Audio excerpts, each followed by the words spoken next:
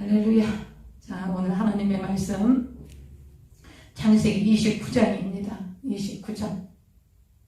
창세기 29장을 공부하겠습니다. 같이 읽어 나가겠습니다. 우리가 28장에 아버지 형을 축복해야 하는 아버지의 축복을 아버지를 속이고 축복을 받아서 형이 죽일까봐 이제 어머니와 아버지가 야곱을 그 삼촌 집으로 보내서 가다가 베델이라는 곳에 루스라는 곳에 이르러서 이제 돌베개를 메고 잠을 자는데 하나님이 나타나시죠. 그때가 야곱이 한 70세 정도로 봅니다. 우리가 70세, 그러니까 70세 만에 처음 하나님을 만난 거예요. 야곱이. 그러니까 여러분 맨날 꿈꿨다, 봤다, 들었다 그런 거 여러분 그거 정말 조심하셔야 돼요. 그리고 그렇게 하나님께서 하나님이 택하시고 예정한 사람, 그 고대 사회에 말씀이 없는 시대에도 하나님께서 그렇게 막 맨날 나타나 주시고 그렇게 안 하셨다는 거예요. 제가 그런 사례가 너무 많기 때문에 너무 안타까워서 자꾸 이렇게 반복해서 말씀을 드리는 것입니다. 여러분 그런 거에 속지 마세요. 여러분 성경 배우면 안 속습니다. 그래서 이제 그 하나님 만나고 이제 그 하나님께서 축복해 주시고 하나님께 또 서원을 하지요. 근데 이제 우리가 뒤에 쭉 보면 자기가 서원한 거 하나도 안 지킵니다. 야곱은. 그런 이야기 이제 우리가 쭉 했습니다. 29장 보겠습니다. 이제 야곱이 드디어 그 브엘세바에서 바단 아람까지 약 1000km예요. 그걸 이제 걸어서 뭐 한 달 정도 걸렸겠지요. 아무리 야곱이 빠른 걸음으로 갔어도 20일 이상 걸었을 거라고 생각이 들어요. 도착했습니다. 그 바단 아람 하란에 도착했는데 여기 이제 29장 1절 거기서 이제 우물가에 갑니다. 그 우물이 어떤 우물이었을까요? 리브가를 그 종 엘리에셀 아브라함의 늙은 종이 거기 하란에 올라가서 우물가에서 누굴 만나요? 리브가를 만났었지요. 그 리브가를 만났던 그 우물인 것 같습니다. 거기에서 이제 야곱이 라헬을 만나게 됩니다. 보겠습니다. 29장 1절 야곱이 길을 떠나 동방사람의 땅에 이르러 여기서 동방사람이라는 것은 동북부를 얘기하는 거예요. 정확하게는 동쪽하고 북쪽 사이 동북부 이게 하란입니다. 여기가 하란 땅 이렇게 동방사람의 땅에 이르러 본즉 들에 우물이 있고 리브가가 그 아브라함의 늙은 종을 만났던 그 우물이 있고 그 곁에 양 세 떼가 누워있으니 이는 목자들이 그 우물에서 양 떼에게 물을 먹임이라. 큰 돌로 우물 아귀를 덮었다가 모든 떼가 양 떼가 다 모이면 그들이 우물 아귀 위에서 돌을 옮기고 그 양 떼에 물을 먹이고는 우물 아귀 그 자리에 다시 그 돌을 덮더라. 그러니까 우물에 큰 돌이 있었어요. 이 돌은 장정 세 사람이 옮길 정도로 그렇게 굉장히 무거운 돌이었다 그래요. 왜 그러냐면 물이 또 오염시킬 수도 있고 그리고 또 아무나 와서 그 물을 퍼갈 수 없도록 사람들이 모이면 그 장정들이 그 돌을 옮기고 그렇게 하고서는 양들에게 물을 먹이고 사람도 물을 떠갈 수 있도록 그래서 그 돌이 굉장히 엄청난 하여튼 장정 3인이 들어야 할 정도로 그렇게 무거운 돌을 우물에 덮어놓았습니다. 그 돌을 얘기하는 것입니다. 야곱이 이제 그 양 목자들에게 묻죠. 야곱이 그들에게 이르되 내 형제여 어디서 왔느냐. 그들이 이르되 하란에서 왔소 이러는 거예요. 하란에서 왔다는 거예요. 그러니까 하란의 어떤 그 하란의 지역에 어떤 한 우물 그 리브가가 있던 그 우물이었던 것 같습니다. 야곱이 그들에게 이르되 너희가 나홀의 손자 라반을 아느냐 이렇게 물어봐요. 나홀이 부두엘을 낳고 나홀이 누구예요? 아브라함의 동생이죠. 부두엘을 낳고 부두엘의 라반을 낳고 리브가를 낳았죠. 그러니까 나홀의 손자 라반을 아느냐 이렇게 물어봐요. 그들이 이르되 아노라. 야곱이 그들에게 이르되 그가 평안하냐 이르되 평안하니라. 그의 딸 라헬이 지금 양을 몰고 오느니라. 마침 양을 몰고 이제 라헬이 등장을 하는 겁니다. 여러분 여자도 양을 쳤던 것 같아요. 남자들은 목동이라고 그랬는데 뭐 여성들은 뭐라 그랬는지 모르겠어요. 하여튼 근데 여기 성경에 보니까 라헬이 양을 쳤어요. 그러니까 여성들도 양을 쳤던 것 같습니다. 이제 라헬이 온다는 거예요. 양을 몰고 오니라. 야곱이 이르되 해가 아직 높은 즉 가축 모일 때가 아니 해가 기울어야 가축들이 모여서 이제 물을 먹이고 집에 데려가는데 아직 해가 있으니까 가축들이 모일 때가 아니지 않소. 그러니까 그러니 양에게 물을 먹이고 가서 풀을 좀 더 뜯게 하시오. 왜 야곱이 이 말을 했을까요? 라헬이 조금 있다 온다 그러거든. 그러니까 라헬하고 좀 둘이 얘기 좀 하고 싶은 거지요. 이제 오랜만에 보는 그 사촌들 아닙니까? 그러니까 이제 이렇게 좀 이야기 좀 하고 싶은데 이 눈치 없는 목자들이 안 가는 거예요. 안 갑니다. 그랬더니 8절 그들이 이르되 우리가 그리하지 못하겠노라. 때가 다 모이고 목자들이 우물하기 위해서 돌을 옮겨야 우리가 양에게 물을 먹이느라. 돌이 엄청나게 무거웠다고 말씀드렸죠. 그걸 누구나 들을 수 있는 돌의 무게가 아니었어요. 왜냐하면 누구나 들을 수 있는 돌이라면 의미가 없죠. 그 우물을 보호하는. 그래서 굉장히 엄청나게 무거운 돌이었는데 이제 목자들이 모이면 여러 명이 한꺼번에 그 돌을 옮겼다고 합니다.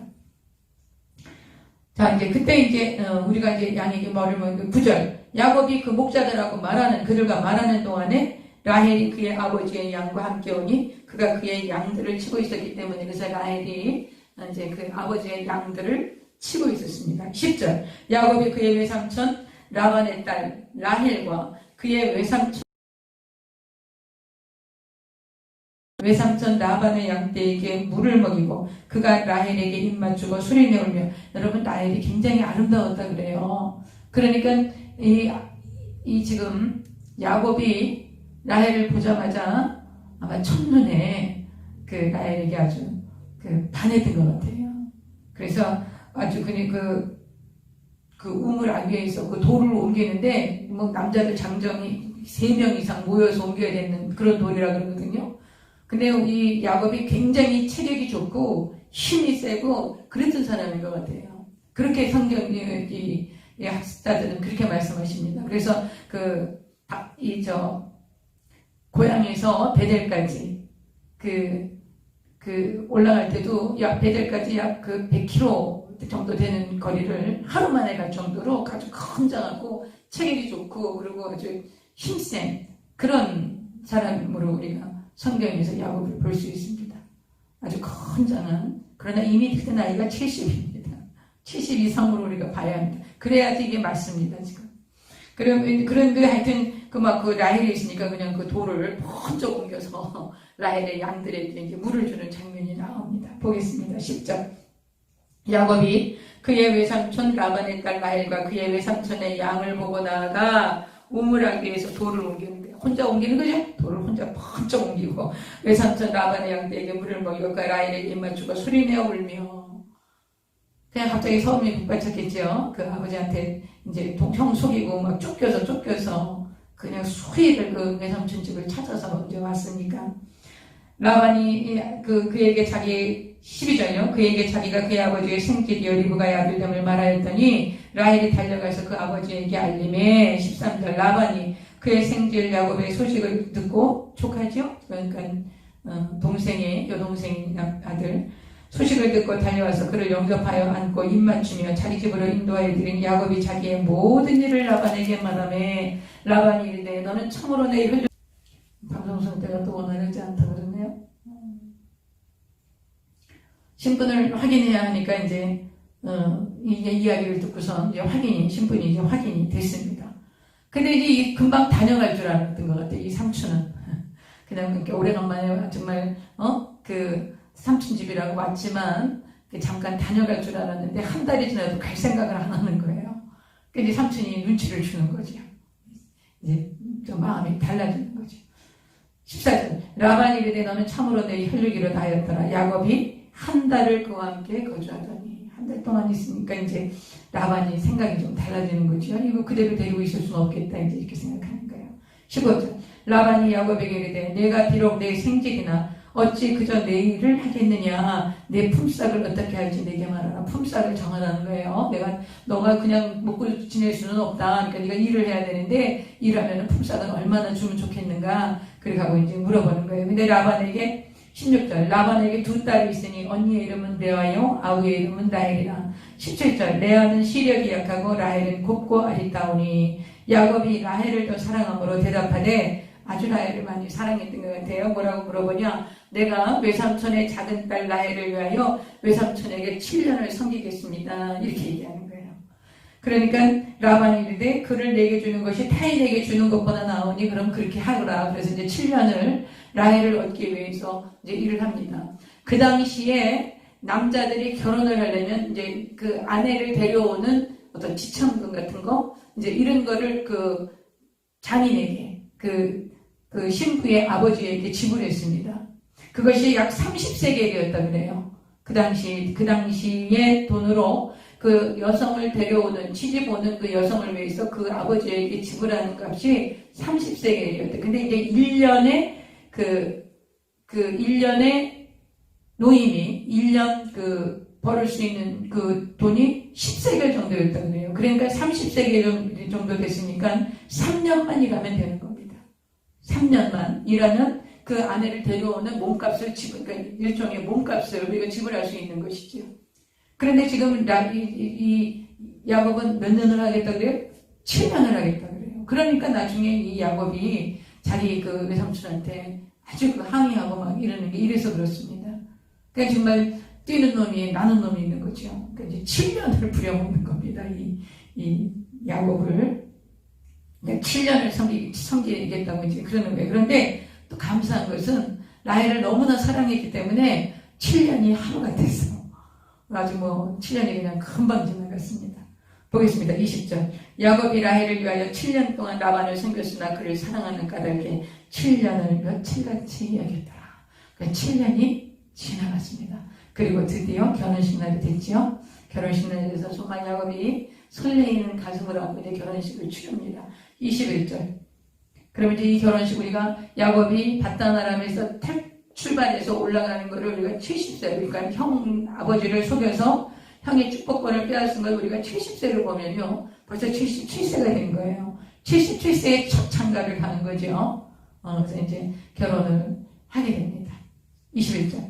야곱이 라반에게 이르되 내 기한이 찼으니 내 아내를 내게 주소서. 내가 그에게 들어가겠나이다. 라반이 그곳 사람을 다 모아 잔치하고 저녁에 그의 딸 레아를 야곱에게로 데려가매 야곱이 그에게로 들어가니라. 누가 들어갔어요? 레아가 들어갔어요.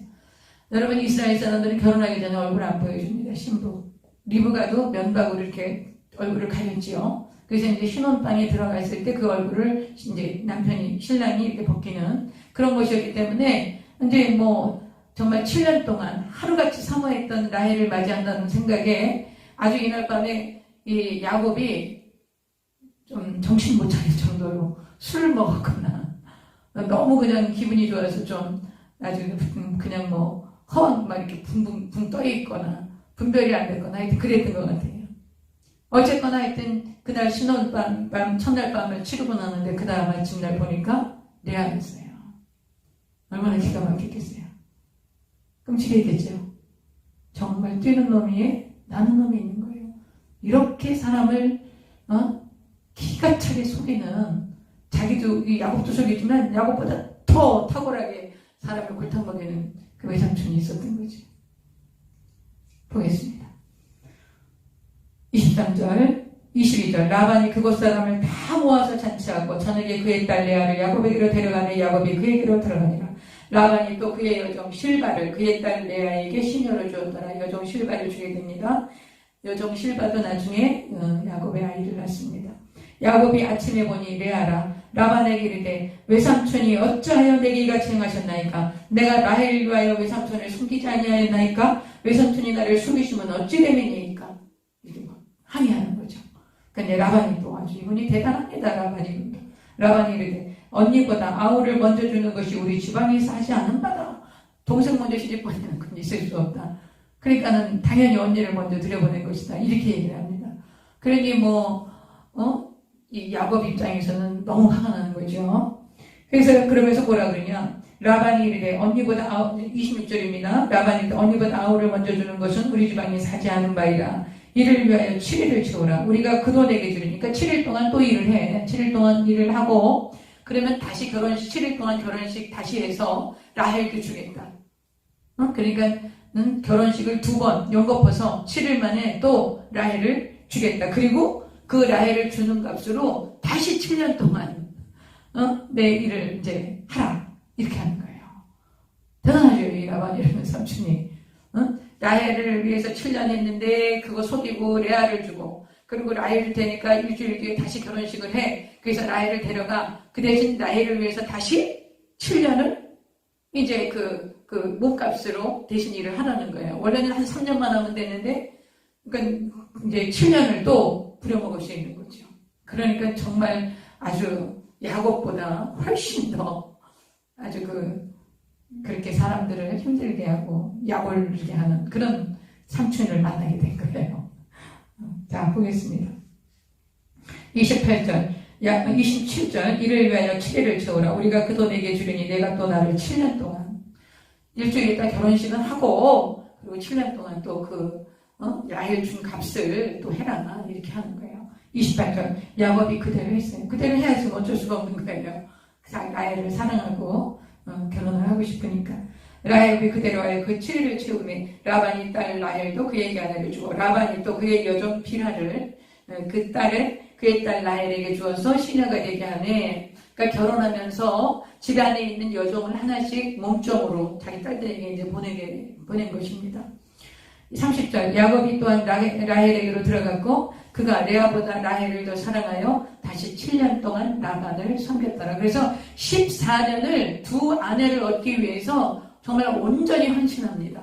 그 레아는 또 원하지 않았던 아내였고, 그 삼촌이 속여서 아내를 삼게 했기 때문에 굉장히 레아가 힘들고 고달픈 삶을 살게 됩니다. 보겠습니다. 31절. 야훼께서 레아가 사랑받지 못함을 보시고, 야훼 하나님이 레아가 사랑받지 못하는 거고, 여기서 사랑받지 못했다는 것은 굉장히 완곡한 표현이고요. 실제 히브리어 표현은 미워했습니다. 아주. 야곱이 굉장히 레아를 미워했어요. 라헬 대신에 들어온 것도 괘씸하고, 그렇게 자기는 알고 있으면서 자기를 속였다는 것도 괘씸하고, 그러니까는 아주 레아를 미워했다는 표현으로 히브리어는 표현이 되어 있습니다. 야훼께서 레아가 사랑받지 못한 것이고 그의 태를 여셨으나 라헬은 자녀가 없었더라. 하나님께서 원치는 않았지만 레아가 그렇게 아담의 이 야곱의 부인이 된 것에 대해서 하나님이 굉장히 은혜와 긍휼을 베푸세요. 그래서 이제 여러분 그 당시 이 지역에서 일부 다처제로 아내를 열어둘 수 있었습니다. 근데 이 아내를 열어두게 되면 의무적으로 돌아가면서 이 아내들의 방을 들어가야 돼요. 근데 이제 그것을 주장할 수 있는 가장 권세가 있는 아내가 여기서는 라헬이었던 거예요. 근데 그런 얘기들이 쭉 나옵니다. 라헬이 남편을 이 부인에게로 가라, 저 부인에게로 가라, 이렇게 지시할 수 있을 만큼 라헬이 그렇게 남편의 사랑을 독점하고 있었던 거지요. 그런데 이제 그런 와중에 레아에게 이제 어느 정도의 의무적으로 아내를 찾아와야 하는 그런 야곱의 의무감으로라도 하나님이 이 레아를 임신하게 합니다. 자녀를 낳게 합니다. 그래서 여러분 이 당시에 자녀를 많이 낳는 것은 신의 복을 받은 자고 복 받은 자라고 생각했어요. 대신 자녀가 없는 건 저주를 받은 자라고 생각했거든요. 우리나라도 요 조선시대 칠거지약이 있었죠. 자녀 못 낳는 게 칠거지약 중에 하나라고 합니다. 하여튼 이 당시에도 자녀를 못 낳는 것은 여성으로서 굉장한 수치였습니다. 근데 하나님이 레아가 남편한테 학대받고 미움받고 얼마나 정신적으로 스트레스가 많았겠습니까? 여러분 우리가 창조의 본성이, 하나님이 우리를 만드셨을 때 창조의 본성이 남편이 부모를 떠나 둘이 연합해서 하나가 되는 게 하나님의 창조의 본성입니다. 근데 죄가 들어오고 나서부터 어떤 일이 벌어졌냐? 하와가 남편을 사모하는 거예요. 하나님께서 그런 얘기를 하시는 거예요. 죄가 들어오고 나서 쫓겨난 다음에 너희가 임신하는 고통이 더해질 것이고 너는 남편을 사모할 것입니다. 그래서 이 아내들이 남편을 사모하고 또 남편과 함께 있기를 굉장히 원하게 되는 것입니다. 근데 이제 남편이 여러 부인이 있으니까 그 부인을 매일 돌아가면서 의무적으로 자기 남편의 의무를 다했던 것 같습니다. 그래서 이제 레아가 임신을 하게 되는데 그때마다 하나님이 아기를 임신하게 하시는 그런 은혜와 긍휼을 레아에게 베푸셨습니다. 레아가 참 인내하고, 그리고 하나님께서 남편에게 그렇게 미움받고 따돌림 당하고 이럼에도 불구하고 계속 남편의 사랑을 사모합니다. 그리고 남편이 돌아올 것을 기대하고 그 자녀를 낳을 때마다 그런 이제 자기의 마음을 담아서 아들들의 이름을 짓습니다. 이제 보시겠습니다. 32절. 레아가 임신하여 아들을 낳고 그 이름을 루벤이라 했다. 루벤이 무슨 뜻이냐? 아들이다. 내 괴로움을 돌보시고 나한테 아들을 주셨어요. 이런 신앙의 고백 같은 거예요. 루벤. 루벤이라 하여 이르되 야훼께서 나의 괴로움을 돌보셨으니 이제는 내 남편이 나를 사랑하리로다. 이제 아들을 낳았으니까 남편이 나를 사랑하지 않을까? 그런 기대감에서 이제 루벤이라고 이름을 지은 거지요. 그가 다시 임신하여 아들을 낳고 이르되 야훼께서 내가 사랑받지 못함을 들으셨으므로 내게 이 아들도 주셨도다. 루벤을 낳았는데도 남편의 사랑이 돌아오지 않아요. 그러니까 하나님이 내가 사랑받지 못함을 들으셨다. 내가 이렇게 마음 아파하고 힘들어하는 걸 하나님이 들으셨다. 그래서 이 이름을 시므온이라고 합니다. 그래서 이 아들들의 이름이 레아의 신앙 고백과 같은 그런 이름이었어요. 시므온이라고 얘기를 하고요. 또 세 번째 34절. 그가 또 임신하여 아들을 낳고 이르되 내가 그에게 세 번째 아들을 낳았으니 새 아들을 낳았으니 내 남편이 지금부터 나와 연합하리로다. 이제 아들 셋 정도 됐으니까 이제 남편이 나와 연합하지 않겠는가. 그래서 연합이라는 이름으로 레위라고 합니다. 레위. 세 번째 아들이 누구예요? 레위. 이름이 좋지요. 연합하다. 하나되다. 그래서 나중에 여러분 우리가 민수기에 가보면 장자가 루벤인데 루벤이 나중에 그 서모 비라를 통관합니다. 그래서 이제 장자의 그런 그 권리를 그 아버지로부터 박탈당해요. 아버지가 이제 그 장자로서의 그 권리를 차단합니다. 그리고 이제 그 장자의 권리, 그 제사장이 가문이 세워지는 것이 누구의 가문? 민수기의 장자로 나서게 됩니다. 장자 대신 하나님이 레위를 택하는 장면이 나옵니다. 이제 또 레위기 가신, 민수기 가신 또 나옵니다. 이제. 그게 알고만 계세요. 35절. 그가 또 임신하여 아들을 낳고 이제 네 번째 아들을 낳습니다. 이르되 내가 이제는 야훼를 찬송하리로다. 하나님이 나한테 네 번째 아들을 주셨으니까 내가 하나님 찬송합니다. 이제는 남편이 나를 돌아볼 것입니다. 나는 야훼를 찬송하리로다. 그래서 찬송이라는 이름에 유다라고 이름을 짓습니다. 유다. 그 여호와를 찬송하리로다. 이로 말미암아 그가 그의 이름을 유다라 하였고 그의 출산이 멈추었더라. 그래서 아들 넷, 루벤, 시므온, 레위, 유다. 예수님이 어느 지파에서 나옵니까? 이 유다, 네 번째 아들 유다 지파에서 예수님이 다윗의 가문이 이루어지고 다윗의 가문에서 예수님이 예수님이 낳게 되시는 것입니다. 그래서 이제 이제 레아의 가문에 이제 그 아들이 4명이 낳게 됩니다. 이걸 보고 이제 라헬이 또 가만히 안 있죠.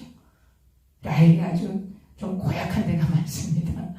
그래서 이제 라헬이 막 질투가 나서 어쩔 줄 모르죠. 그래서 막 남편을 닥달을 합니다. 보겠습니다. 30절.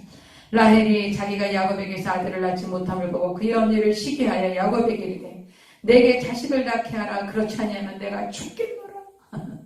그 자식 낳는 게 뭐 야곱이 낳지 못하게 해서 하니까 하나님이 막으신 것이죠. 그러나 라헬은 이제 남편을 막 힘들게 하죠. 자식 낳게 해달라고. 2절.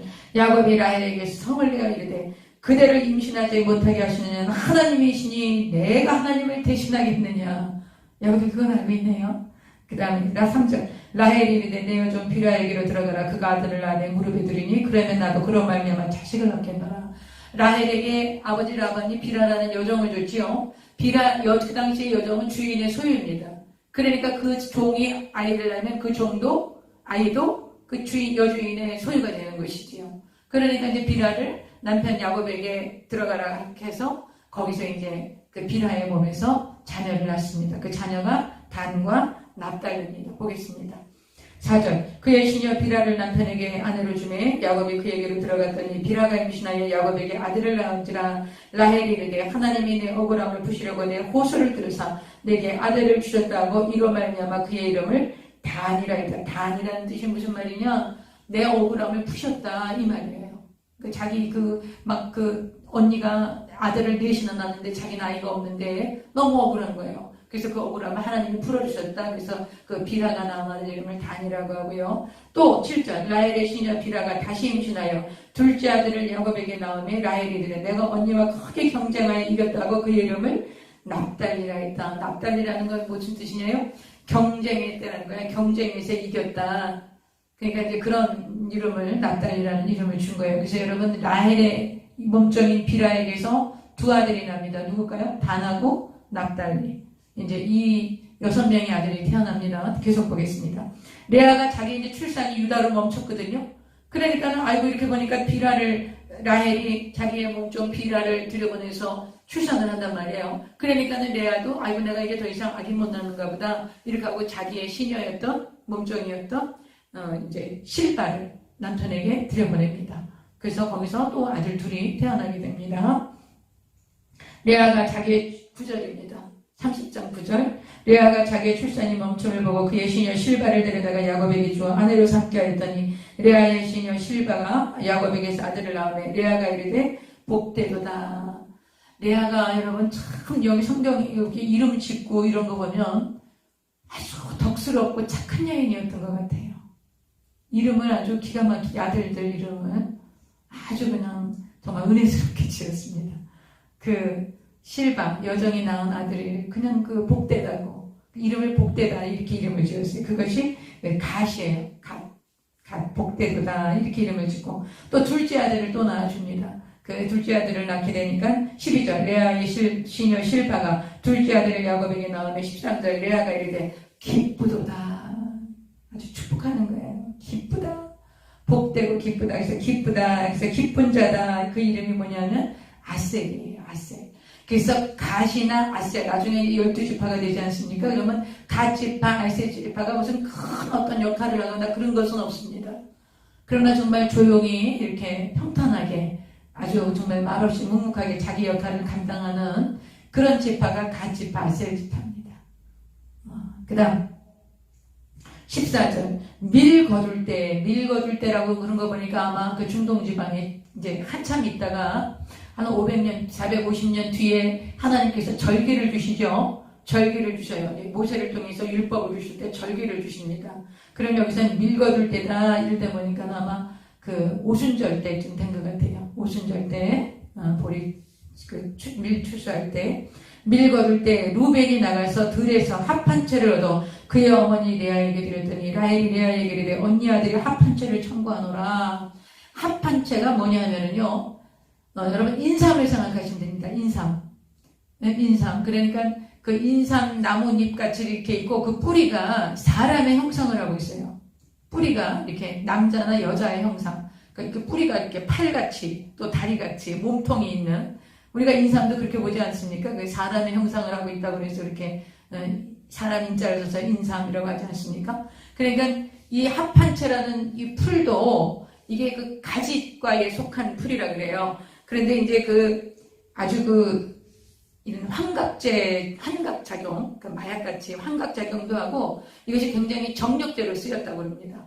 그리고 이것이 어떤 미신적인 그런 그 요소가 있어서 이것을 먹으면 이렇게 이제 자녀를 많이 출산하는 어떤 이제 그런 미신적인 요소가 이 합한체에 있었다고 해요. 그러니까 인삼 같은 풀입니다, 풀. 인삼 같은. 그래서 이제 그 생긴 게 보니까 여러분 그 인터넷 찾아보시면 있습니다. 그 위로 이렇게 풀이 나 있고 밑에 그 뿌리가 사람의 형상을 하는 뿌리입니다. 정말 뿌리가 사람 형상으로. 그래서 이제 그게 그런 역할을 한다. 그래서 이것을 그 당시 중건 동지만에서 약간 좀 미신적인 그런 식물로 그래서 이거를 만나면 아주 재수가 좋다든지 그리고 이걸 먹으면 자식이 번성한다든지 남자들이 정력이 좋다든지 이런 쪽에 쓰였던 것이 합한채라는 것입니다. 그런데 이제 이것을 루벤이 밖에 나가서 이제 산에 갔다 어쩌다가 이제 그것을 발견한 거예요. 그 한마디로 이제 우리 식으로 얘기하자면 산삼을 발견한 거예요. 산삼. 그렇게 발견해갖고 이제 어머니 그 아버지한테 사랑도 못 받는 그러니까 이제 어머니에 갖다 준 거예요. 어머니 이거 드시고 이제 건강하시라고 그러면서 어머니 갖다 줬는데 그걸 누가 봤어요? 라헬이 봤지요. 그러면서 이제 그걸 나달라는 거예요. 레아가 어떻게 해요? 줍니다. 보세요. 15절. 레아가 그에게 이르되 내가 내 남편을 빼앗은 것이 작은 일이냐? 그런데 네가 내 아들의 합한채도 빼앗고자 하느냐? 그 내 아들이 갖다 준 거 그것도 너 빼앗고 싶어하냐? 내 남편도 뺏어가는데. 그러니까 이제 라헬이 제가 말씀드렸죠.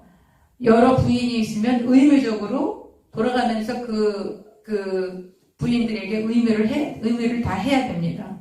그런데 그 의무를 다하는 중에 가장 그 친밀하게 사랑받고 있는 아내가 그 주도권을 갖고 남편의 그 잠자리를 막 이렇게 주도할 수 있어요. 하여튼 참 그렇습니다. 15절. 그래서 레아가 이제 그렇게 얘기를 하니까 라헬이 뭐라 그러냐. 이르되 중반절입니다. 라헬이 이르되 그러면 언니의 아들이 합한 채 대신에 오늘 밤에 내 남편이 언제를 굉장히 아주 미신적인 이 라헬이 굉장히 아주 미신을 좋아하는 그런 여자였어요. 이제 이거를 받아가지고 이제 이제 남편 보고 이제 오늘 밤에 언니한테 가시오. 이래서 이제 언니한테 갑니다. 그래서 이제 16절. 저물 때 야곱이 들에서 돌아오매 레아가 나와서 그를 영접하여 이르되 내게로 들어오라. 내가 내 아들이 합한 채로 당신을 선노라. 이 야곱이 참 고달픈 인생이죠. 이 여자 저 여자들한테. 그러다 밤에 야곱이 그와 동침하였더라. 하나님이 레아의 소원을 들으셨으므로 그가 임신하여 5째 아들을 낳게 됩니다. 아들을 야곱에게 낳은지라. 레아가 이르되 내가 내 시녀를 내 남편에게 주었으므로 하나님이 내게 그 값을 주셨다고 그의 이름을 이사갈이라 했다. 이사갈은 무슨 뜻이냐? 내가 보상받았다. 내가 내 종을 들여서 하나님께 그렇게 또 자손을 낳도록 그렇게 내가 양보하고 그랬더니 하나님이 나한테 보상으로 은혜를 주셨다. 그 이름이 이사갈이에요. 보상받았다. 은혜를 받았다. 값을 주셨다. 이런 뜻이요. 16, 19절. 레아가 다시 임신하여 또 6째 아들을 야곱에게서 낳았는데 레아가 이르되 하나님이 내게 후한 선물을 주시도다. 아주 참 이름을 아주 긍정적으로 복되게 짓습니다. 정말 이 레아가 내게 후한 선물을 주신다. 내가 남편에게 6 아들을 낳았으니 이제는 그가 나와 함께 살리라고 그의 이름을 스불론이라 하다. 스불론이라는 것은 뭐냐? 함께 산다, 함께 거한다, 선물이다 이런 뜻이에요. 아주 좋은 이름이에요. 스불론이라는 이름이 이제 그렇게 이제 6 형제를 낳았으니까 남편이 나하고 함께 살 것이다. 그래서 함께 살고 그리고 아주 선물이라 이제 이런 이름이 스불론이라는 이름입니다. 그래서 이제 이 아들을 6번째 아들을 낳게 되고 21절. 그 후에 그가 딸을 낳고 그의 이름을 디나라 했더라. 여러분 디나라는 이름은 남자 이름의 단과 같은 이름이에요. 남자 이름 여기 지금 단이라고 지었죠. 비라가 낳은 아들 그 단과 여성의 디나라는 이 이름이 같은 이름이에요. 남자는 단, 여성은 디나라고 이렇게 얘기합니다. 이것은 무슨 뜻이냐? 정의롭다, 심판한다 이런 뜻입니다. 그러니까 딸 이름을 디나라고 지었어요. 그러니까 이제 레아에게서 7남매가 난 거죠. 그리고 이제 아직도 라헬은 애기 못 낳았어요. 라헬은 아직도 애기 못 낳았습니다. 22절 보겠습니다. 하나님이 라헬을 생각하신지라. 이제 때가 됐어. 하나님이 라헬이 이제 닦아졌던 거지요. 하나님의 때가 된 것 같아요. 22절. 하나님이 라헬을 생각하신지라. 하나님이 그의 소원을 주시고 그의 태를 여셨으므로. 23절. 그가 임신하여 아들을 낳고 이르되 하나님이 내 부끄러움을 씻으셨다. 내가 자녀를 못 낳은 것이 굉장한 부끄러움입니다. 아직 무슨 저주를 받았거나 죄가 있기 때문에 자녀를 못 낳는다. 그래서 굉장히 수치스러워했는데 이제 아들을 낳았으니까 아주 라헬이가 얼마나 기뻤겠습니까? 이제 이게 11번째 아들 요셉인 거지요. 요셉. 요셉이라니 요셉이 무슨 뜻입니까? 아들을 더해주셨다. 나한테 이제 더해주셨다. 이런 뜻입니다. 74절. 그 이름을 요셉이라니 야훼는 다시 다른 아들을 내게 더하시기를 원하노라. 그 요셉 낳고도 하나 더 주시기를 원하노라. 이렇게 이제 라헬이 이름을 지은 게 요셉이에요. 25절. 라헬이 요셉을 낳았을 때, 그럼 이 라헬이 요셉 낳았을 때에 야곱이 몇 살입니까? 자, 14년을 일했어요. 그러니까 14년 동안에 지금 이 레아와 그 자녀들을 낳고 막 이런 거예요. 이제 레아와 실바, 비라, 이렇게 이제 자녀들을 낳았죠. 그리고 이제 마지막으로 요셉을 낳고, 이제 삼촌하고, 이제 내가 14년 다 일했기 때문에 지금부터는 내가 내 살림을 좀 챙겨야 되겠습니다. 내 몫을 좀 챙겨야 되겠습니다. 이래서 삼촌하고 이제 새롭게 계약을 하는 그런 이야기들이 나오게 됩니다. 그러니까 지금 14년이 지난 거예요. 우리가 이런 식으로 해서 연도를 따져가면, 야곱의 나이를 따져가면, 야곱이 그 밧다나람에서 브엘세바에서 밧다나람으로 갔던, 자기 삼촌 집으로 갔던 그 시기를 70으로 볼 수 있는 연령이 나오게 되는 것입니다. 그냥 70쯤 됐나? 그게 아니고, 계산을 해보면 그렇게 되는 거예요. 근데 이제 그 정확한, 딱 요때 가고, 요때 애기 낳고, 요 나이에 이렇게 하고 몇 년 이렇게 정확하지 않기 때문에 약 70에서 75세, 많게는 80세까지 이렇게 그동안의 그 사건들을 생각해서 우리가 볼 수 있게 되는 것입니다. 어쨌든 70은 넘습니다, 지금. 근데 더 14년 있었으니까 84세가 된 거예요. 25절. 라헬이 요셉을 낳았을 때에 야곱이 라반에게 이르되 나를 보내어 내 고향 나의 땅으로 가게 하시되, 삼촌한테 얘기하는 거예요. 내가 외삼촌에게 가서 외삼촌에게서 일하고 얻은 처자를 내게 주시어 나로 가게 하소서. 내가 외삼촌에게 한 일은 외삼촌이 하시나이다.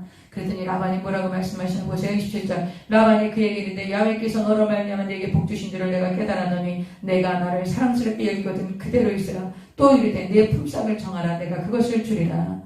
이 라반 삼촌은요, 야곱이 굉장히 성실하게 일했습니다. 하여튼, 그래서 아주 라반이 굉장히 부자가 됐어요. 7년 동안, 14년 동안 거의 공짜로 부려먹은 거 아닙니까? 딸 둘 주고. 그러니까 아주 건장한 그런 야곱이 너무 일을 성실하게 해줬기 때문에 라반이 굉장히 부유하게 됐습니다. 그러니까 이제 야곱이 가는 걸 원하지 않아요. 가지 않고 그냥 계속 종으로, 그렇게 그냥 사위이자 종으로 부려먹고 싶어요. 그러나 이제 야곱은 또 다른 야망이 있는 것이죠. 그래서 27절에 네가 나를 사랑스럽게 여기거든 그대로 있으면 좋겠다. 그리고 품삯 정해라. 품삯 주마 이제 이렇게 얘기하는 거예요. 그러니까 이제 야곱이 삼촌한테 이제 얘기를 합니다. 29절. 야곱이 그에게 이르되 내가 어떻게 외삼촌을 섬겼는지 어떻게 외삼촌의 가축을 쳤는지 외삼촌이 아시나이다. 내가 오기 전에는 외삼촌의 소유가 적더니 번성하여 때를 이루었으니 14년 동안 얼마나 성실하게 일을 해줬는지 아주 외삼촌이 아주 거부가 된 거예요. 아주 번성하여 때를 이룬 거예요. 내 발이 이르는 곳마다 야훼께서 외삼촌에게 복을 주셨나이다. 그러나 나는 언제나 내 집을 세우리까. 아이고 이제 내가 자녀가 11명이야. 딸까지 하면 12명이야. 아직 베냐민 낳지 않았거든요.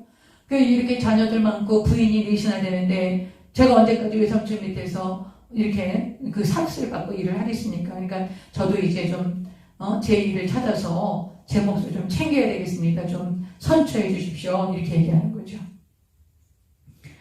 이 31절 라반이 이르되 그러면 내가 무엇으로 내게 주냐? 야곱이 이르되 외삼촌께서 내게 아무것도 주시지 않아도 나를 위하여 이 일을 행하시면 내가 다시 외삼촌의 양떼를 먹이고 지키겠습니다. 그래서 이제 외삼촌에게 이제 이야기를 하는 거예요. 내가 어떻게 해서 내 몫을 챙기겠다. 근데 아주 굉장히 합법적으로 그렇게 이야기를 합니다. 야곱이. 31절 오늘 내가 외삼촌의 양떼에 두루다니며 그 양 중에 아롱진 것, 점 있는 것, 검은 것을 가려내며 또 염소 중에 점 있는 것, 아롱진 것을 가려내리니 이 같은 것이 내 품삯이 되리이다. 여러분 보세요. 양이 아롱지고 점 있고 검은 것이 있습니까? 양이. 여러분 양 아시죠? 양이 대부분 하얗습니다. 근데 양이 아롱지고 검고 그리고 점이 있고 또 그런 양이 그렇게 드뭅니다. 근데 지금 야곱이 뭐라 그래요? 그런 양을 자기가 갖겠다라는 거예요. 그러니 라반이 속으로 이 멍청한 놈, 이 바보 같은 놈이 아닌가? 아니 양이 아롱지고 또 점 있고 검은 것은 특이하게 얼마 안 되는데 그걸 가져가 그걸 자기 몫으로 하겠다 그러니까 라반 삼촌이 속으로 껄껄껄 웃었겠지요.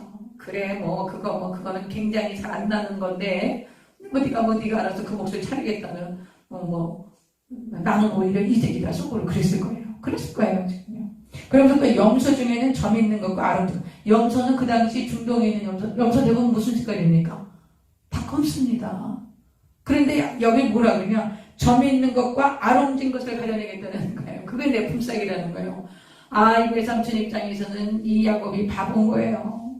아니 세상에 이런 바보 멍청이가 있나? 역시 너는 바보구나. 그래 얼마든지 그렇게 하렴 이렇게 생각했던 거죠. 그리고 이렇게 지금 점이 있는 거, 아롱진 것, 검은 것, 또 염소 중에 점 있는 것, 아롱진 것을 다 뽑아가지고 누굴 줘요? 자기 아들을 줘요. 왜요? 이 염소들이 아롱진 것끼리 결혼하고 교합하면 아롱진 게 나오지 않습니까? 그러니까 그렇게 아롱진 것, 점 있는 것, 이런 양들과 이런 염소들을 전부 뽑아가지고 누굴 줘요? 자기 아들을 줘버려요. 그리고 3일 동안 거리를 떨어뜨려놔. 왜? 야곱이 가서 그 양 훔쳐올까봐. 점 있는 거, 아롱진 거 양 훔쳐다가 교배하면 그런 양이 나지 않겠습니까? 그럼 그게 야곱의 몫이 되니까 아주 이 라반이 아주 지독한 사람입니다. 자기 조카이자 사위 아닙니까? 그런데 자기 그 손주들이 지금 12명이나 되는데 이거 좀 먹고 살아야 되지 않겠어요? 근데 전혀 배려가 없습니다. 야곱이 그 양도 염소도 말도 안 되는 거를 자기 소유로 하겠다 그러니까 아이고 잘됐다. 그거 몇 개 안 되는데 그거 전부 자기 아들들이 주고 3일 거리를 뚝 뛰어들어서 그 양들이 교배해서 야곱의 것이 되지 못하도록 그렇게 해서 야곱에게는 흰 양과 검은 염소만 주는 거예요. 그러니 아롱진 게 나오겠습니까? 점 있는 게 나오겠습니까? 이 아주 삼촌 라반이 굉장히 아주 이 조카를 아주 그냥 정말 너무 학대하고 너무 지독하게 노인도 안 주는 악덕 업주가 거죠. 그 얘기를 하게 된 겁니다.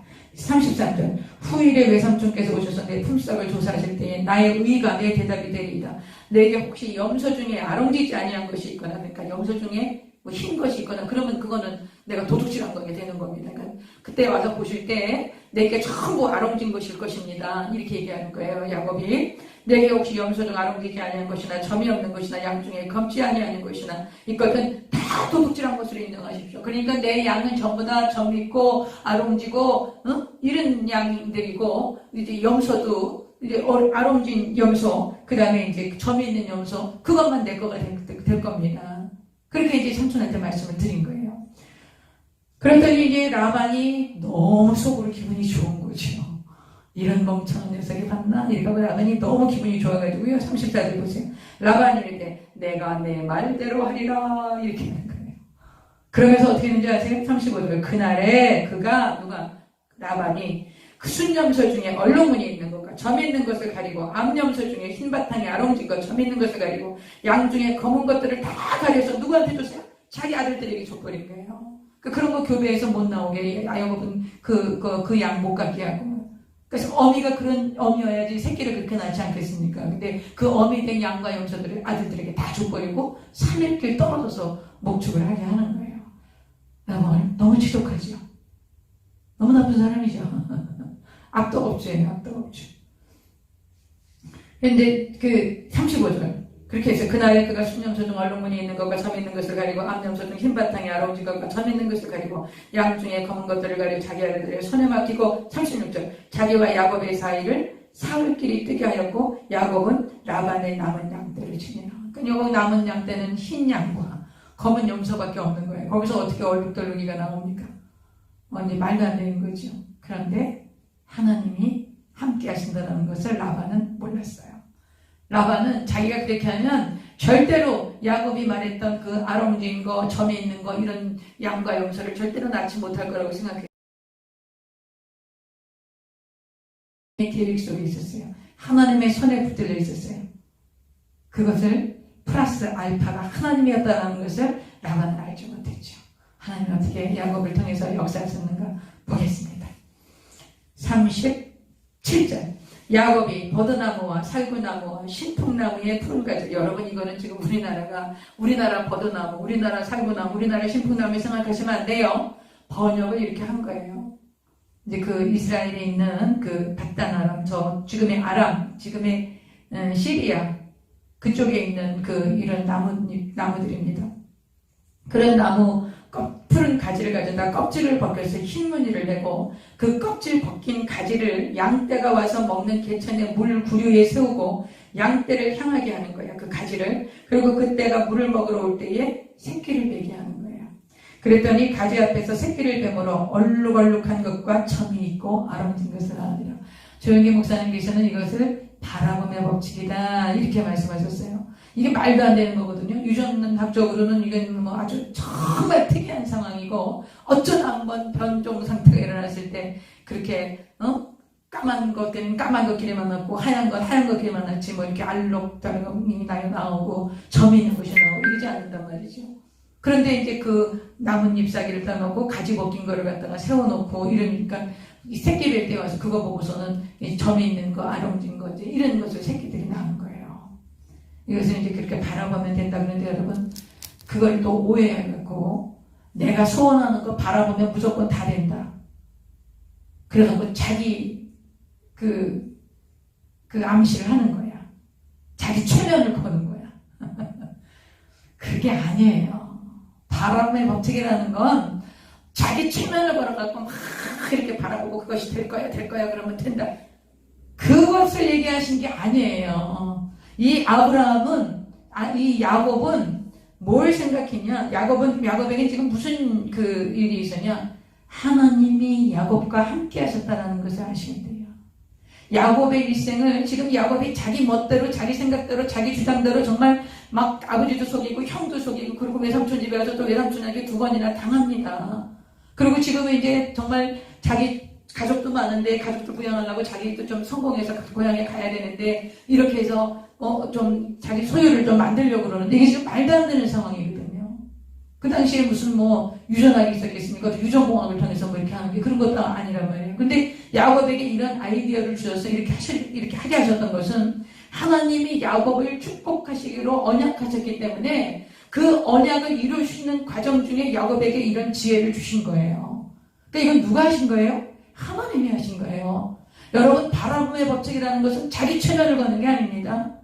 하나님께서 나와 함께 하셔서 그 일을 행하실 것이라는 하나님을 향한 믿음에서 나오는 게 바라봄의 법칙인 거예요.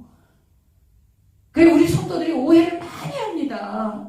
그 바라봄의 법칙 오해하시면 안 돼요. 막 바라보고 내가 소원하는 대로 하나님이 내가 내 소원을 들어주신다고 생각하는 거야. 내 소원을 이루려고 하는 거야. 하나님을 이용해서.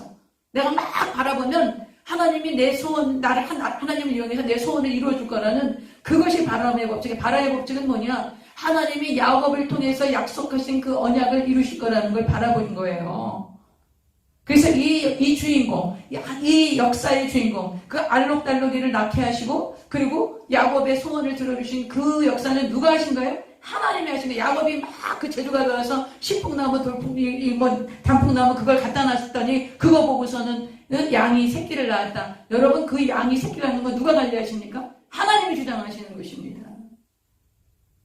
하나님이 하신 거예요. 이 야곱을 하나님이 야곱이 이런 생각을 했지만 그 새끼를 낳게 하신 건 누가 하신 거예요? 하나님이 하신 거예요. 하나님이 하신 거예요. 왜 그랬어요? 하나님, 내가 다시 너와 돌아올 때 야곱에게 굉장히 축복하셨어요. 그 축복을 이루시는 과정인 것이죠. 그 중에서 야곱이 이런 이것은 사실 이것이 굉장히 주술적인 거였어요. 그 당시에. 그러니까 야곱이 하나님을 신뢰하고 막 이래서 한 게 아니야, 이게. 하나님을 신뢰해서 내가 이렇게 하면 하나님이 해줄 거야. 그래서 한 게 아니에요. 이거 굉장히 그 당시에 주술적인 방법이었어요. 그러니까 미신 같은 거였다고. 그렇게 하면 그 새끼가 그렇게 될 거야. 그런 미신 같은 그런 믿음이었단 말이에요. 그런데 이걸 누가 하셨다는 거예요? 하나님이 언약을 이루기 위해서 야곱에게 하셨다는 걸 우리는 성경을 볼 수 있는, 성경을 통해, 우리는 왜냐하면 이 배경을 다 알고 있으니까. 앞으로 되어질 일도 우리 지금 다 보고 있죠. 그러니까 이걸 하나님이 하셨다는 걸 우리는 알고 있는 거예요. 그래서 저와 여러분이요, 바람의 법칙이라고 해서 말도 안 되는 거 바라보면서 자기 체면을 걸어가지고 된다 막 이렇게 하면서, 여러분, 그거는 귀신한테 속는 거예요. 마귀한테 속는 거예요. 그렇게 바라봄의 법칙이 아니에요. 바라봄의 법칙은 하나님이 이루실 것을 믿음으로 바라보는 거예요. 그 과정 중에 이러한 그 상황도 포함이 되는 것이지, 이걸 막 이렇게 해갖고 그냥 말도 안 되는 거 말이야. 막 서울대학교 그 교문에 갖다 놓고 막 붙여놓고 내가 서울대학에 들어가야지, 그럼 그 서울대학에 들어갑니까? 그렇게 신앙생활 하시면 안 되는 거예요. 조 목사님이 가르쳐주는 그게 아니에요. 조 목사님께서 우리에게 병이 고쳐지고 막 귀신이 떠나가고 이런 거 있지 않습니까? 그분이 신유의 은사가 있고 뭐 병 고치는 은사, 그게 아니라 그 목사님, 조 목사님한테는 믿음의 은사가 있는 거예요. 믿음의 은사. 여러분, 성령의 9가지 은사 중에 그 세 가지가 말씀에 대한 은사입니다. 지혜와 지식의 말씀의 은사, 가르치는 은사, 그리고 병 고치는 은사, 능력의 은사, 믿음의 은사가 있습니다. 이 믿음의 은사라는 것은 그냥 믿음이 아니에요. 그냥 우리가 이렇게 믿습니다 하는 믿음이 아니라 정말 산을 옮길 만한 믿음을 얘기하는 거예요. 그래서 목사님에게 그런 믿음으로 선포하신 거예요. 그러니까 그런 기적과 표적이 나타나고 정말 여의도를 옮겨오실 때 이건 뭐 말도 안 되는 그런 상황이었지만 하나님 믿고 산을 옮길 만한 믿음의 은사를 그렇게 행하셨던 거예요. 근데 그런 믿음을 하나님을 향한 신뢰, 전적인 신뢰, 하나님이 내 인생을 축복하시고 내 인생을 통해서 하나님의 목적을 이루실 것이다라는 그런 믿음이 없이 그냥 자기 소원을 위해서 자기 최면을 거는 거야. 그건 바람의 법칙이 아니에요. 그런 거 분별하고 가십시다. 지금 이 일을 했어요. 그래서 이제 아주 그 야곱이 굉장히 거부가 됩니다. 6년 만에. 누가 하신 거예요? 하나님이 하신 거예요. 6년 동안에 어떻게 그렇게 거부가 되고 재산을 많이 모을 수가 있겠어요? 하나님이 하신 거예요. 하나님이 왜 하셨어요? 약속하셨으니까. 하나님이 언약하셨으니까. 그 언약을 누가 이루세요? 하나님이 이루시는 거예요. 저와 여러분을 향한 언약을 누가 이루십니까? 하나님이 이루시는 거예요. 그래서 제가 이렇게 안타까운 걸 많이 봅니다. 우리 성도들이 더 안타깝게 신앙생활하는 걸 제가 많이 봅니다. 이제 성경 배우시고 그런 신앙 정리를 좀 하셔야 돼요. 아, 이게 아니구나. 바라본다는 것은 하나님이 행하신다는 걸 우리가 바라보는 거예요. 하나님의 능력이 나타난다는 거예요. 더더욱 예수 그리스도로 말미암아서 구원받은 하나님의 자녀들입니다. 그러므로 하나님이 일하실 것이라는 거, 하나님이 놀라운 일을 크고 비밀하고 은밀한 일을 행하실 것이라는 거, 하나님이 일하시면요 그를 위해 성취하시는 야훼 하나님이시라는 거, 그것을 믿고 우리가 하나님을 신뢰하고 나아가는 것입니다. 그래서 오늘 이 재물 양을 검은 흰 양하고 이제 검은 염소만 갖다 놨는데 아주 실한 검은 양과 흰 양과 검은 염소가 아주 튼실한 것이 있으면 그렇게 이제 신풍나무 또 뭐 이런 그 살구나무, 버드나무 이런 잎을 띄워놓고 가지를 세워놓고 그렇게 해서 거기서 이제 뭐가 나와요? 점이 있는 거, 아롱진 거 이런 게 나오는 거예요. 그래서 그게 나오면 이게 누구 거예요? 야곱 거지요. 그리고 아주 그 파리하고 연약한 그런 양과 염소가 먹을 때는 그걸 안 갖다 놔. 안 부려놔. 그럼 거기서 교배해서 새끼를 낳으면 그건 아주 약한 양이 되는 거죠. 이렇게 해서 6년이 지나고 나니까 야곱이 엄청난 그 목축을 소유하게 된 거예요. 그 얘기가 나옵니다. 보겠습니다. 37절. 30절 제가 빠르게 읽겠습니다. 야곱이 버드나무와 살구나무와 신풍나무의 푸른 가지를 가져다가 그것들의 껍질을 벗겨 흰 무늬를 내고 그 껍질 벗긴 가지를 양떼가 와서 먹는 개천의 물구 위에 세워 양떼를 향하게 하매 그때가 물을 먹으러 올 때에 새끼를 매니 가지 앞에서 새끼를 매므로 얼룩얼룩한 것과 점이 있고 아롱진 것을 낳은지라. 이거는 유전학적으로는 있을 수 없는 일이에요. 그런데 하나님이 하신 것이죠. 하나님이 하신 거예요. 그냥 막 바라보고 자기 세뇌를 하고 자기 측면을 걸어서 게 아니란 말이에요.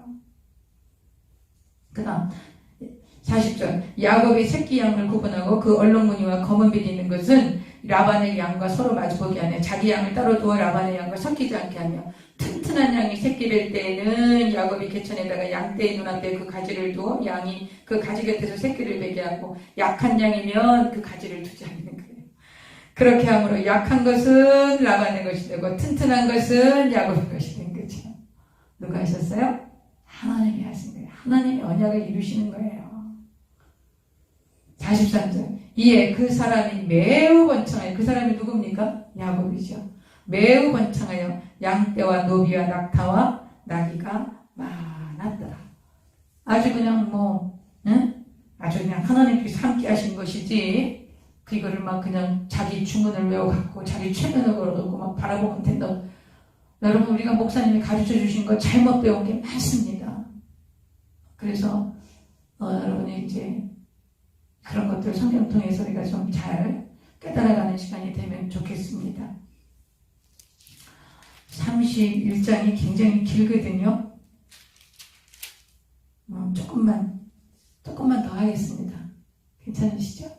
조금만 더 하겠습니다. 31장 야곱이 라반의 아들들이 하는 말을 듣는 거예요. 자기 사촌들이 얘기하는 걸 듣는 거예요. 뭐라냐면 야곱이 우리 아버지의 소유를 다 빼앗고 우리 아버지의 소유로 말미암아 이 모든 재물을 모았다. 이제 사촌들이 막 그러는 거지. 아버지 재물 뺏어가지고 말이야 저렇게 부자가 된 건 다 우리 아버지가 뺏은 거야. 막 이렇게 얘기를 했나 봐요.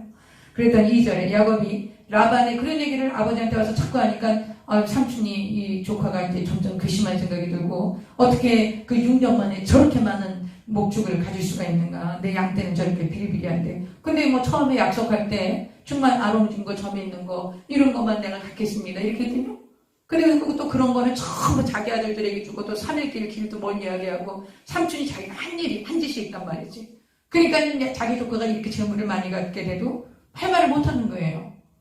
진짜 하나님이 복을 주신 거기 때문에 라반 삼촌이 할 얘기가 없는 거죠. 자기가 한 짓이 있지 않습니까? 그 다음에 그러니까 이제 좀 괘씸하고 이제 서운한 생각이 들고 아주 이 라반 삼촌이 아주 심술이 많은 분 같습니다. 아주 심통이 있으신 분들. 2절. 야곱이 라반의 암색을 본 중 자기에 대하여 전과 같지 않죠. 여러분, 우리가 잘 되고, 형통하고, 시기와 질투가 많습니다. 그래서, 여러분, 우리가 다른 사람이 잘 되고, 또 좋은 일이 많이 일어나고, 형통한 사건이 일어나면, 여러분, 우리는 서로 축복해 주십시다.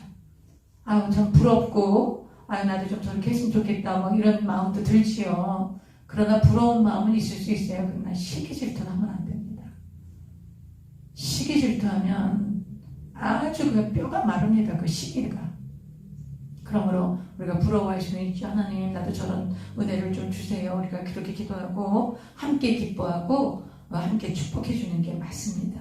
우리 심성이 죄성이 있기 때문에 그게 잘 안 돼요. 시기 질투가 많습니다. 그러나 그거 관리하셔야 됩니다. 그거 좀 이렇게 내려놓으셔야 돼요, 자꾸.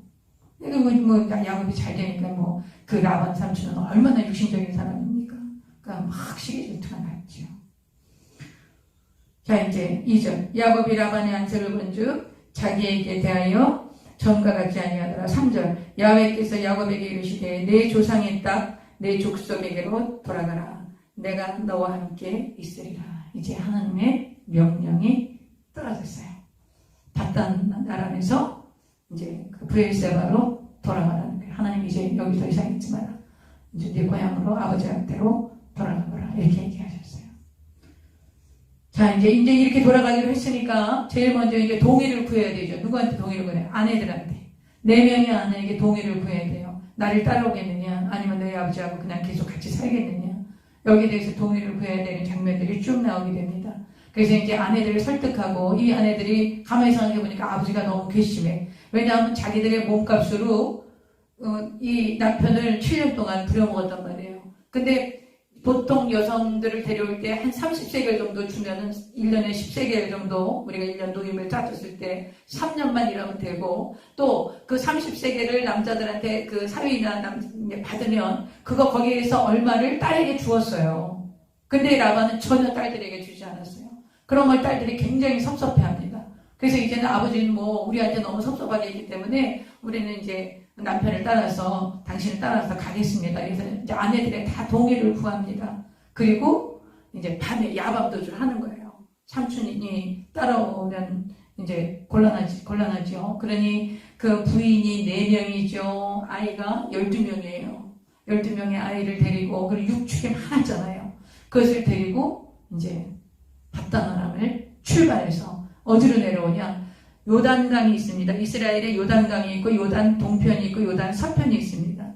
요단 서편은 지중해 쪽이에요. 요단 동편은 길르앗이라고 하는 지역인데 요단 동편 이쪽 산악 지역으로 옵니다. 좀 험하긴 하지만 그래도 외삼촌이 따라오는 것을 좀 지출할 수 있는 것은 그것이 옳다 생각해서 이제 야곱이 밤에 이제 야밤도주를 하는 거예요. 그렇게 해서 이제 하는데 삼촌이 금방 따라붙죠?